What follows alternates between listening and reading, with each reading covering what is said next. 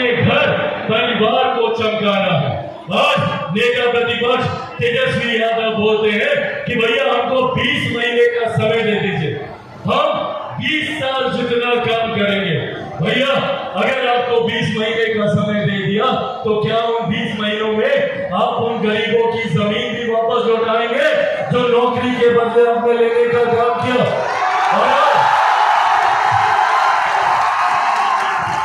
और आज तो आप और नौकरियां देने का वादा कर रहे हैं, तो क्या और जमीन हासिल करने की सोच है आपकी?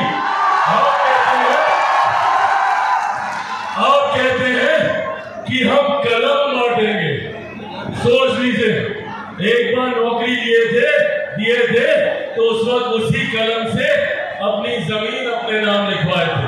अब एक बार फिर कलम बांटेंगे, तो सोचिए इस बार क्या क्या अपने नाम लिखवाएंगे। इसीलिए साथियों, आज आप लोगों से यह आग्रह करने आए, जरूरी है एक ऐसी सोच के साथ जुड़े रहना जो सही मायनों में विकास की बात करती है, जो जात पात धर्म मजहब से उठकर 14 करोड़ बिहार वासियों की बात करती हो, बिहार को विकसित बनाने की बात करती हो। आज जब चिराग पासवान वापस बिहार लौटना चाहता है तो कईयों को तकलीफ होती है, कईयों की चिंता बढ़ती है, क्योंकि ये वही लोग हैं जिन्होंने 90 के दशक में लाखों बिहारियों को पलायन करने पे मजबूर किया।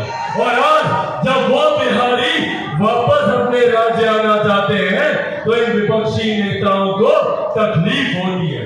आज पुनः एक साजिश रची जा रही है चिराग पासवान को रोकने के लिए। एक वो दौर था जब चिराग पासवान ने 2020 में बिहार फर्स्ट बिहारी फर्स्ट का नारा दिया था, तो उस वक्त साजिश रची गई थी चिराग पासवान को समाप्त करने के लिए। घर पार्टी परिवार सब कुर्बानी का काम किया और आज पुनः वही साजिश रची जा रही है, क्योंकि चिराग पासवान ये चाहता है कि अपने राज्य वापस आए, अपने परिवार के पास वापस आए और यही रहकर आप लोगों के साथ मिलकर बिहार को फर्स्ट और बिहारियों को फर्स्ट बनाए। तो आज ये तमाम पुनः सब लोग एकजुट हो गए हैं चिराग पासवान को रोकने के लिए। क्यों इतना डरते हैं ये लोग चिराग पासवान से? क्यों इतनी तकलीफ है चिराग पासवान के लिए? क्यों?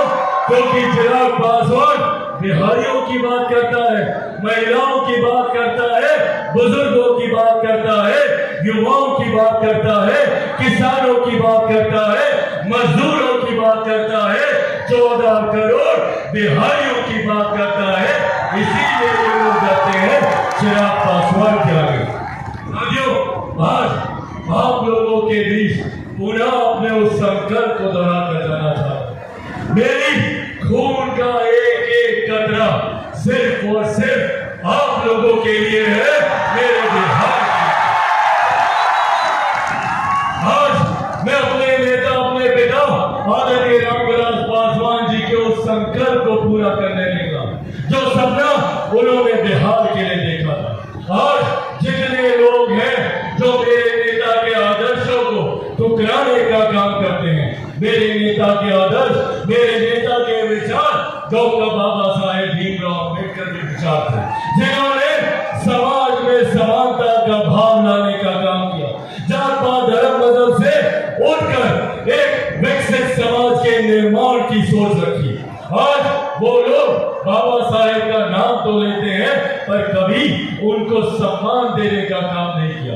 आज पूछिए राजद से, यही कांग्रेस की सरकार थी ना जो लंबे समय तक केंद्र में सत्ता में थी।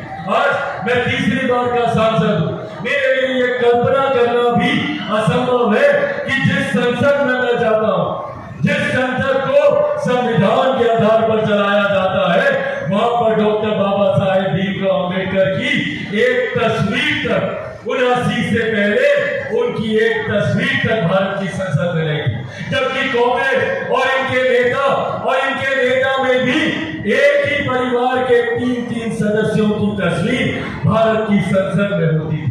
उस वक्त पहली बार अगर बाबा साहेब का तैल चित्र भारत की संसद में लगाने का काम अगर किसी ने किया तो वो मेरे नेता आदरणीय रामविलास